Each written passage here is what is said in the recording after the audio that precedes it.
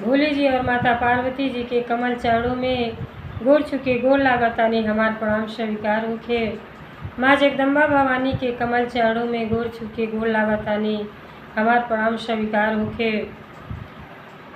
सब देवी देवता के कमल चरणों में गोर छुके गोर लागतानी हमार प्रणाम स्वीकार होखे। नीलम दीदी और हरेंद्र भैया के कमल चरणों में गोर छुके गोर लागतानी हमार प्रणाम स्वीकार होखे। सब गुरु भाई बहना के कमल चरणों में गोर छुके गोर लागतानी हमार प्रणाम स्वीकार होखे। आशीर्वाद के चाहना बा। तो देखी गुरु भाई बहना, हम आप लोगन के बहुते सुंदर घर घर के कहानी आज एक भोले जी और माता पार्वती जी के चर्चा एक सरल शब्द कहानी के माध्यम से आप लोगन के सुनावे जाता नहीं। ते चर्चा के कबो आधा अधूरा न सुनो, काहे खातिर भोले जी और माता पार्वती जी के चर्चा कबो आधा अधूरा नहीं सुने के चाहिए। आधा चर्चा सुनने से परम पिता परमेश्वर और माता पार्वती जी के अपमान होगा। अब पूरा कथा सुनब सभे तो आप लोगन के ज्ञान भी मिली और कथा के रहस्य के बारे में पता चली कि ये कथा से हमके का सीखे के मिला। देखी अज्ञानता बस हम बहुत कुछ ऐसा गलत काम कर देली कि स्वर्ग जैसा घर के नरक बना देली। तो ये कहानी से बहुत कुछ आप लोगन के सीखे के मिली। एक गुरु बहिना बाटी तो देखी इतना भक्ति भाव कैले रही, इतना परिवार खुशहाल रहेला कि 5 पुत्र के जन्म देले रहेली आ 5 पुत्रन के लालन पालन इतना प्यार दुलार देले के कैले रहेली। जब सियान हो जाला तो विवाह शादी कर देली और भोले जी के दया से एक कन्या के भी प्राप्ति उनके भइल रहला। सबके विवाह शादी कैले के बाद और जौन है गुरु बहिना के स्वर्गवास हो जाला, पति पत्नी दोनों जनी ना रहेला लोग। तो देखी बेटी के मायके में का इज्जत बा।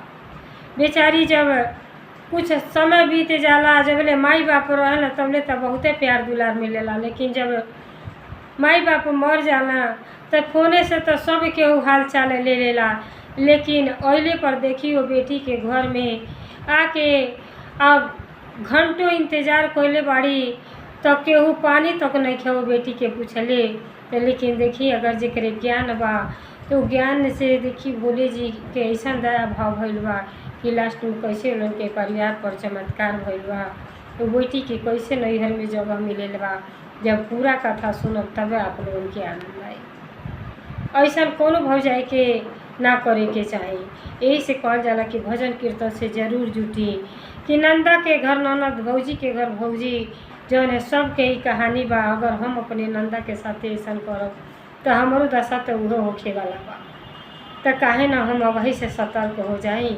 तो ये कथा अगर हमारा आप लोगन के अच्छा लगी तो कमेंट में भोले जी और माता पार्वती जी के नाम जरूर सभी लिखब, काहे खातिर कि उहे के दया भाव से तो हम दो शब्द बोल पा देंगे। और जब वही बहाना आप लोग नाम ले कहले से, बोलले से, सुनले से सब दुख के निवारण हो जाला। और जी हमारे चैनल पर नया हो वो हमारे विधाता ज्ञान चैनल के सब्सक्राइब कर दी, ताकि जौन भी हम वीडियो डालेंगे तो आप लोग आसानी पूर्वक से सुन सकें और आनंद उठा सकें।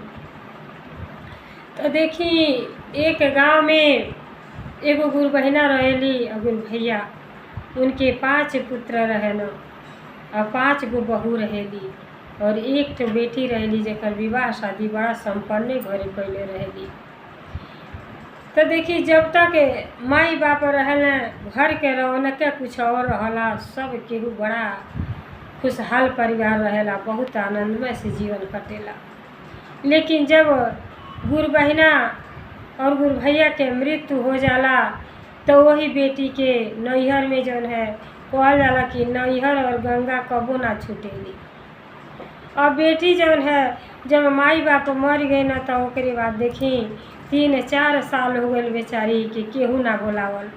होने से सब भौजाई हाल चाल ले प्यार दुलार जता दे, लेकिन बोलौले के केहू ना आए। तो एक दिन के बात है जौन है सबसे छोटी जौन भौजाई रहली उ फोन कैली, कहली कि अजीजी जी अती घूम जैती, इतना दिन हो गए माई बाप के मरले आ कहली नहीं आ इतना घर में रहनी है तो कितना सबके प्यार दुलार करत रहा है। के माई बाप नहीं खे तो केहू नहीं के पूछत, तो ई न जानी कि एक जन ना पूछे तो एक जनी ना पूछिए। अरे केहू बुलावे तो आप चली आयल करी। जब ऐसा बात कैली तो लड़की के मन में प्रेम जागल कि चलो ना माई बाप ना बड़ा तो का भइल, हमार 5 गो भौजाई बाड़ी या भाई बना, चले तनी मायके घूमी आई। तो गर्मी के छुट्टी में सब चाहेला कि अपने नैहर जाई, आ वहीं के जन्म कर्म रहेला तो सब केहू के याद आवला। देखिए ऐसा विधाता के खेल है कि जहाँ आदमी अपन जन्म होला वह जन्मभूमि छोड़ के और वह पराया लड़की हो जाली। जरूर माया मोह नाई छोड़ेला। अब सोचली कि भौजाई बोलावा ताटी तो चली नैहर थोड़ा घूमी आई। अब फोने पर तो कोई के बेचारी नैहर चली गईली छोटकी भौजाई। जब यहाँ जब अली तो जब दुआरे खिड़की रहे बड़की भौजाई देखली कि हमार नंदा दुआरे पर आ गई बाड़ी, तो उ का कहली दरवाज़ा बंद करके सुत गईली। अब जब दरवाज़ा बंद करके सुत गईली कि बोलब तो कहीं नंदा आवाज़ सुनाई तो नंदा के पानी दाना खाना देवे के पड़ी और बर विदाई करे के पड़ी। काहे खातिर कि सास ससुर नहीं के तो सब कोई कि जेठके पतोहिए के ये सब करे के चाही। अब जेठकी भौजाई का कहली देखी गुरु बहिना ऐसा ही कलयुग आ गइल बा कि जैसे नंदा के दुआरे पर देखली कि नंदा हमारा अवताड़ी, तैसे वो अपने घर के दरवाज़ा बंद कर ली। जब बंद कर लेली तब बेचारी अब ऊ का जाना ताड़ी कि देखी के बंद कर ले ताड़ी। जब वो सारा में अली तो देखा ताड़ी ऐसे ऐसे केहू जौन है जंगला रहे दिखा था कि केहू चादर ओढ़ के सुतल बा, केहू सन्नाटा मरले बा कि आवाज़ देहली भौजी भौजी भौजी, केहू ना बोलता। बेचारी अपने में साफ फूस कर रहल बाड़ी चारों दे आदमी कि ये देखिए तू न बोली हो, जब बोलबू जो घर में आ जाई हाँ तो उनका खातिर बातिर करे के पड़ी, आने तो वही दुआरे पर से चल जाई हाँ। अब बड़की कहताड़ी दूसरा नंबर से कहो तू बोले बाटू, कहली नहीं तो हम तो नहीं कुछ कहली। तो तीसरकी से पूछा ताड़ी तो वो कहताड़ी हम हूँ नहीं कुछ कहली। चौथकी से पूछा ताड़ी तो चौथकी कहते कि नहीं हम हूँ तो नहीं कि फोने नहीं पर बोलवली, ये तो अपने से नंदा आ गईली। आ जब ढेर के मान सम्मान होई तो जबे नहीं तबे आवल करी हो। आ जनता बड़ू महंगाई के ज़माना में 500 रुपया लेके जा सब्जी खरीदती तब ख़त्म हो जाता। अब या के 1 महीना रही हाँ तो कुछ हो तो नहीं तो 10,000 के खर्चा गिरी और जाए लगे तो 4 साड़ी चाहबे करी, तो ऐसे झंझट छूट जाई। चुपचाप सन्नाटा मार के घर में पटाई रहल हो जनिए कि केहू ना बा तो नंदा घूम जाइए। तो देखिए गुरु भाई बहिना भौजाई लोगन के आजकल ई दशा बा। अब बेचारा अली और सारा में से बोलौली, जब केहू ना बोलल तो बेचारे फिर घूम के वापस चल गईली। जब वापस चल गईली तो बेचारी रास्ता भर बड़ी रोली, कहली हे भोले जी यह घर स्वर्ग रहल है, आज माई बाप के जैते ही घर बेगाना हो गइल बा, केहू ना पूछता हाल चाल, हमारे ससुरा के लोग का कही है। तो कहली कि चल तनी कह देवा कि सब केहू गइल बा घूमे टगरे, कहीं दुआरी पर ताला लगल रही से चली गई है। अब बेचारी अपने नैहर के केहू बुराई ना बतियावल चाहेला। नैहर के तो कुत्ता दरवाजे पर आ जाता वहू के प्यार से भोजन करावेला, बेटी बहन तो वो होली। लेकिन आजकल के भौजाई लोगन के मिजाज का बा भगवाने जनिया। अपने बारे में ना सोचताड़ी कि हमहू तो केहू के ननद होखा बा, हमहू जाए तो हमार कितना आदर सत्कार हुई। अब बेचारी रोते अपने घरे चल गईली तो सास कहताड़ी कि कहो गईलू हो नैहर तो काहे चल एलू इतना दिन के बाद। कहली अरे गईली तो आई गए तो बाहरे पता चलल है कि केहू बा नहीं, तो कहनी है का घरे जाए चली अली। अपन इज्जत अपने हाथ में बा गुरु बहिना, बेचारी इज्जत बना के घरे पहुँच गई। अब घरे गईली तो फिर छोटकी जौन भौजाई रहली तो देखी शिव भक्त रहली, अपने उनके नैहर के लोग सब के शिव परिवार से जुड़त रहल और जेकरे दिल में प्रेम रहला उहे भक्ति भाव को पावला। उ जौन है एक्के भाई एक्के बहन उनके रहला, दोनों जनी में अपार प्रेम रहल। भौजाई न जाना के भौजाई है के न। तो बेचारी बहुत संस्कारित रहली छोटी वाली। अब उ जब फोन कैली तो कहली कि जीजी जी कहिया चलतानी, तो कहली कि गोल तो रहनी आई, फोन कह के तू नैहर चल गई हूँ, तो दरवाज़ा लोग बंद कर दिए, केहू जानी बाहर निकलबे ना कैली है, चली आनी।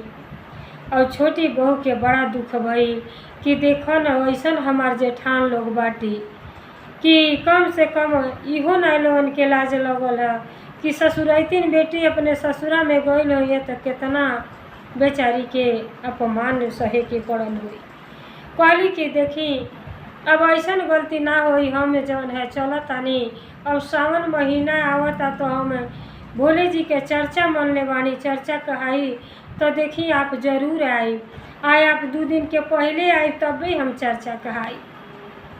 आप तनिको न निराश होखी, वो लोगन के स्वभाव भले गलत बा, लेकिन ये समझ ली कि आपके भाई कुछ भले ही ना करेनी, लेकिन अब हमारे माई बाप के दिहल हमारे पास बहुत कुछ बा कि जौन हमारे सफर जाई आपके अच्छे से बर विदाई करब, लेकिन आप 2 दिन पहले हमारे घरे अइबा। अब बेचारी के बड़ा खुशी भइल कि चलो 5 जनी में केहू ना केहू तो बेटी बहन के खोजता। फिर बेचारी तैयारी आवे के तो विचार ना रहल, लेकिन जब इतना बढ़िया से प्यार से निमंत्रण देली तो कहली कि भोले जी के पूजा पाठ में तो वहू तरी जायल जाला, आज तो भौजाई है कह तरी तो एक बार और सही अपमान चल के देख ली। अब बेचारी जब नंदा यहाँ से घूम के चल गईली तो यहाँ चारों भौजाई खूब आपस में ठठा के हंसताड़ी कि अली है खूब गठरी मठरी लेके वापस चल गईली। के लेके ही भार लेके मरी, सास ससुर बटले नहीं खे, अब के अपने आपन भौजाई बहन देखल जाए कि नंदा के देखल जाए, तो ई दिमाग चलता आजकल। अब बेचारी जब चल गईली तो जब छोटकी भौजाई बार बार फ़ोन करे, दोनों टाइम हाल चाल लें, कहली कि देखिए आप निराश बिल्कुल न होगा, हमके वो लोन के मत समझ में। कहली कि देखा भौजी हमके साड़ी कपड़ा से कोनो मतलब नहीं खे, हमारे करतीन तो 5 भौजाई हमार है और हम यह चाहते हैं खाली प्रेम से, हमके खोआ मलिदा कुछो के ज़रूरत नहीं खे, खाली हमके प्यार से 2 बात बतिया ले सब और सबकर हाल चाल मिल जाए, वही के नाते तो हम गईले रहनी। सब के खुशहाल रहे, नैहर ससुर बनल रहे, बस इतना ही हमके चाहिए। हम धन दौलत ना मांगे आयल रहनी है। कहली नहीं ऐसा कोनो बात नहीं है, अरे जी देला वो अपने मान सम्मान करतीन बर विदाई बेटीन के करेला, तो हमन के इज्जत का रह जाए कि एगो ननद 5 जनी के बीच में और देकर देख रेख न कर पाई सवे, ये जीवन बेकार बा। अब बेचारी बड़े प्रेम अभाव से अपने नंद के निमंत्रण दिहली और देखी शिव जब अली नैहर से तो शिव चर्चा ने उधली। जब शिव चर्चा ने उधली तो देखी सबके निमंत्रण दिहली और ओकरे बाद कहली कि अपने जेठान लोगन कहतड़ी कि कहो आनंदो अइहाँ, तो कहली काहे ना नंदना आई 5 जनी के बीच में एक जनी बानी, तो हमन के दुनिया समाज का कही, अबे गांव के लोग जुटी तो का कही कि एके गो बेटी हुआ जब गुरु बहिना मर गई जौन की शिव भक्त रही, सब गुरु बहिना के साथे रहत रही अम्मा, तो सब लोग का कही हमन के। अरे इस मनुष्य के शरीर पाके अपने अतीत के सेवा भाव करे के चाहिए, पहला कर्म ही पूजा है, सबके प्रति स्नेह रखे के चाहिए, तो यह सबसे बढ़न पूजा है। सबकर मान सम्मान करे के चाहिए, अपने बड़ों के आदर करे के चाहिए, माँ बाप के सेवा भाव करे के चाहिए, यही के तो नाम पूजा है, यही के नाम भक्ति है। अब बेचारी का कैली पूरे गांव के निमंत्रण दे दियली और नंदा जवन है और बताई सोम के शिव चर्चा बा, नंदा शनिवार के आ गई, कहली कि रविवार के खरे बारी के दिन बेटी के ना आवे के चाहिए, अब शनिवार के चलिएगा। नंद शनिवार के जब अली तो कौनो भौजा ना बोला ताड़ी। अले के बादो सब काम धाम में बेचारी नंदा करावत ताड़ी, सबके नमस्कार करत ताड़ी। तो केहू मुंडी हेने घुमावता तो केहू मुड़ी हेने घुमावता। जी जाए दो छोटको बोलौले बड़ी तो वह समझी है, वह बड़ विदाई करी है। हमन के पास कुछ नहीं खे कीन के दिहल जाई। यह लपड़ लपड़ कैले बाड़ी। नंदा के 4 गो लइके बाना, जब बियाह शादी करी है तो जइहे यह खर्चा वर्चा करी है, हमने के तना जाइल जाई। अब मर्द अनेक प्रकार के बात चारों जनी बतिया रहल बाटी, लेकिन छोटको जान है सुनत रहली सबके, लेकिन करे अपने वाली काहे से वो शिव भक्त रहली। कहत रहली जौने भेष में ई जौन है दान पुण्य हो जा वो सबसे श्रेष्ठ है। अब भाईने अब ब्राह्मण तो एक होला, ननद तो सबसे श्रेष्ठ वैसे घर के हई। हमरे जौन जुड़ जाई हम अकेले विदाई अपने नंदा के करब, लेकिन ये लोग जौन भी कहताड़ी कहेगा। अब का कैली जब शिव चर्चा नेवधली तो जनता बानी उमें सब केहू बैठल बा। भौजाई लोग एतन एने ओने भाग रहल बाड़ी कि बात चित कइल जाई तो नंदा के जानो कुछ देवाही पड़ जाए। वो साड़ी है सजी जानी जेठा बढ़ रही कि न बोलल जाई और न नंदा के कुछ देवे के पड़ी। नंदा तो बेचारी अपन सबके गांव गड़ा के देखली तो मन अति प्रसन्न हो गई कि ऐसे कह जाला कि नैहर गंगा तो छुटबे ना करेली, वही के जन्म करम रहा तो कैसे छूटी। टोला मोहल्ला सबके याद आवेला। तो बेचारी अपन इंजॉय करत ताड़ी आ कोनो गम ना बा कि मन भौजाई चाहे बोले चाहे न बोले, जे बोलौले बाते तो आदर सत्कार करत न। तो देखी जब वही में भजन चर्चा सब होता आ वहीं से छोटकी जौन है 4 गो साड़ी खरीद के अपने नंदा के ले आली। कहली कि देखी आए जी आई पसंद करनी में से के सिलवा देतानी, एक पहिर के जाए है। अजुए ना जाए है, जितना दिन मन करे उतना दिन आप रही। अगले बार आई तो हमारे 4 बहने के लेके आई। अरे जौन भगवान के दया से हमके भोले जी देले बानी ओमे तो हम खुश बानी, आपके भी खुश रखब। आई तनिको मन धूमिल ना कर्म कि हमार माई बाप देखे। जब ऐसी बात भौजाई बतियोली तो नंदा के दिल तो फुलाइए गई कि चलो केहू न केहू समझे वाला बा। अब जब चर्चा होखे लगल तो जानते बानी ओमे अनेक प्रकार के भजन कीर्तन होला, मन शुद्ध हो जाला, विचार भी शुद्ध बदल जाला। अब सब गुरु बहिना लोग बहुत अच्छा खिस्सा कहानी कहताड़ी आ सब केहू सुनता। इहो लोग सुनताड़ी कि अपने बड़ों के सम्मान करे के चाही। सास ननद तो भगवान के घर से बड़न है आ उनका सम्मान करे के चाही। घरे अइले पर बर विदाई करे के चाही, अपन मान सम्मान बढ़ाला। अब सब केहू जब ई कुल बात कहे लगल आ जब चर्चा भर्जन होखे लगल तो गुरु बहिना लोग कहताड़ी कि ए बहनी तुहार मम्मी इतना बढ़िया चर्चा भजन करत रहली, तनी तू एगो भजनिया सुना दो न। तो कहली कि आए आंटी हम तो कबो भजन कीर्तन में ना जात रहनी है, लेकिन चलो कहताड़ू तो हिम्मत बनते बानी। तब देखा नंदा वहाँ का कहताड़ी।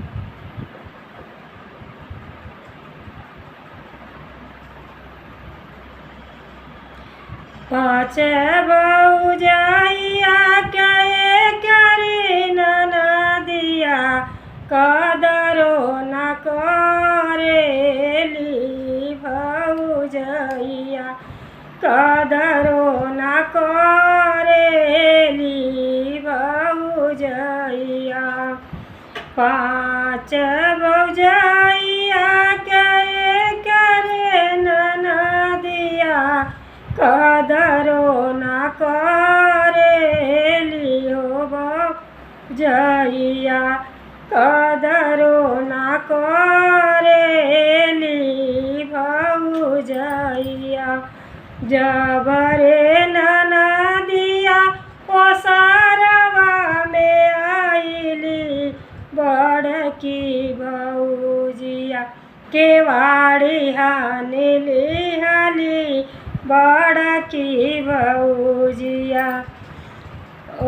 केवाड़ी हानिली हाली बड़की भौजिया जबरे ननदिया ओ सारवा में आइली बड़की भौजिया केवाड़ी हानली हाली बड़की भौजिया केवाड़ी हानली हाली बड़की भौ जबरे ननदिया अंगनवा में आइली अंगनवा में आइली दूसरी भौजिया चातर तानी सुतली दूसरी भौजिया चादर तानी सुतली दूसरी भौजिया पाँच भौजिया के करी ननदिया पाँच रे भौजिया के करे ननदिया कदरो न कइली भौजैया कदरो न कइली भौजैया जब ननदा अंगनवा में आइली अंगनवा में आइली तीसरी भौजिया नल के किलिया काढ़ी धइली तीसरी भौजिया नल के किलिया काढ़ी धइली तीसरी भौजिया कदरो न कइली तीसरी भौजिया पाँच भौजिया के करे ननदिया करे ननदिया कदरो न कइली भौजैया कदरो न कइली भौजैया ननदा के बोली सुनी छोटकी भौजी आइली यार छोटकी भौजी आइली ननदा के धइली अखबार धइली आली ननदा के गले मिली गइली ननदा से अपने गले मिली गइली पाँच भौजिया क्या एक ही ननदिया यार एक ही ननदिया कदरो न कइली भौजैया कदरो न कइली भौजैया अपने सेवा भाव कइके ननदा के समझवली ननदा के समझवली छोटकी भौजिया दुलार प्यार कइली छोटकी भौजिया कांच रे भौजिया के एक ही ननदिया एक ही ननदिया कदरो न कइली भौजैया से कदरो न कइली भौजैया। तो जब ऐसा जब भजन सुनौली तब भौजाई लोगन के बड़ा लाज लगल कि हो न हो कत्या कमवा हमने के कैले रहनी हमन के तो जननी की ननदा आईली तब फाटक बंद बा तो सोचली कि घूम गईली जनले वहाँ की भौजैया देखले ना बाटी सब इ तो हमार नंदा सब चीज़ जानत तारी कि हमन के का इनके साथे कैली। तब जब ऐसा भजन सुनौली तो बहुत गुरु बहिना लोगन के आँख से आंसू झलक गई कि देखा बेटी तो कुछ नैहर में ना चाहे, सब केहू अपने नैहर से प्यार दुलार चाहेला, लेकिन भौजाई लोग ऐसन बाटी कि एगो ननद के अइले से इतना लोन के हिस्सा हो जाता। अरे ननद तो बहन के समान होली, प्रेम भाव से रहे के चाहिए, छुट्टी में एंजॉय करे के चाहिए। ननद भौजाई के रिश्ता जितना एक प्रेम पूर्वक से रही उतना ही आनंद आई। अरे जब अपन लड़की मायका छोड़ के ससुरा में चल जाली तो वैसा ही समय ना मिलेला। एक के यह मिलेला कि जब लड़कन के छुट्टी होला तो छुट्टी में हर लड़की चाहेली कि अपने मायके घूमी आए। तब भौजाई लोग ऐसे रही है तो धीरे धीरे तो सबको नैहर छूटले बा। तो बेचारी जब ऐसा भजन कीर्तन कहली तो उनके शर्मिंदगी महसूस भइल, और भोले जी के दया से जब चर्चा भजन में कबो गइल ना रही, आ जब घर के भजन छोटकी जब निमंत्रण कैली तो सजी जनी गईली। जब सुनली लोग तब भोले जी के दया भाव भइल कि सब के मन बदल गई।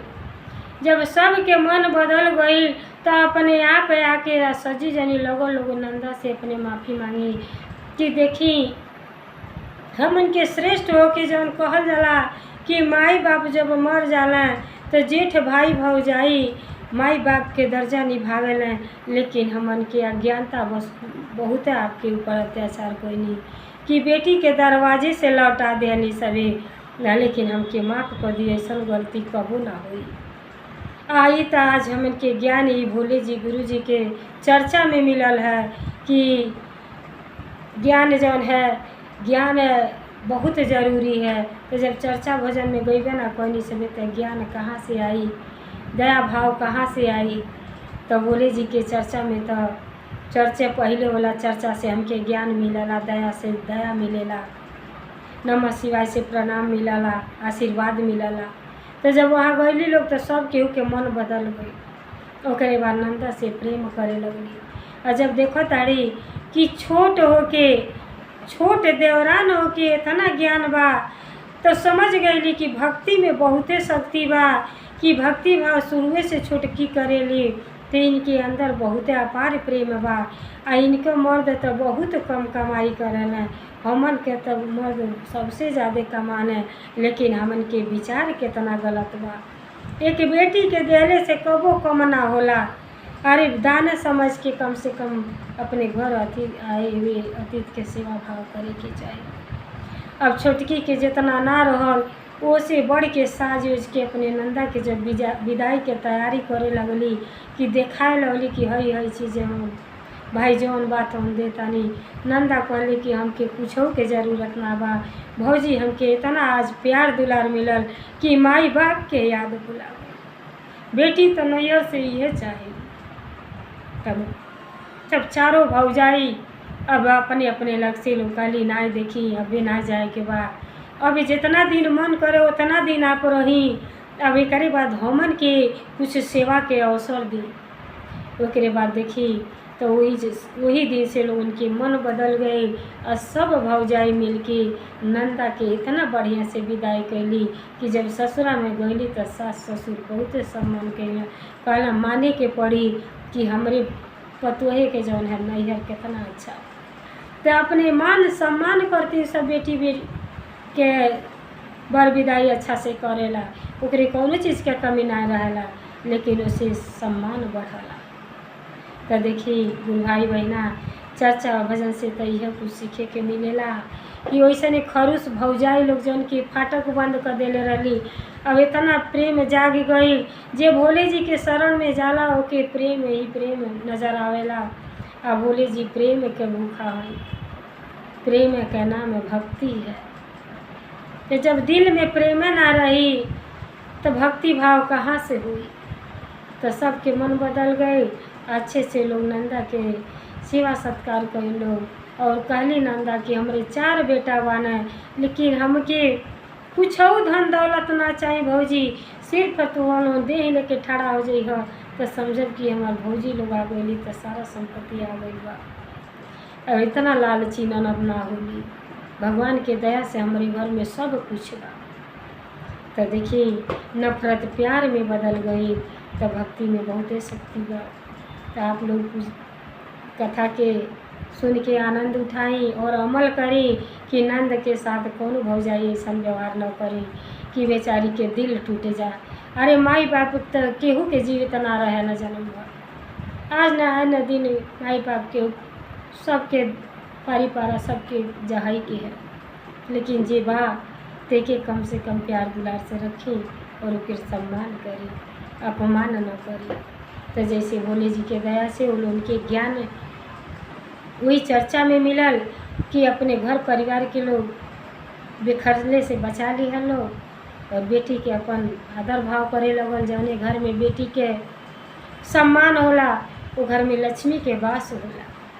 तो अपने ननद के साथ ऐसा मत व्यवहार करें सभी। तो जैसे भोले जी के दया आपके परिवार पर बढ़, वैसे सब लोग भाई बहना पर के परिवार पर दया करी, कृपा करी। हर हर महादेव, हर हर महादेव। भोलेनाथ की जय, सच्चे दरबार की जय, 56 कोटि देवता की जय।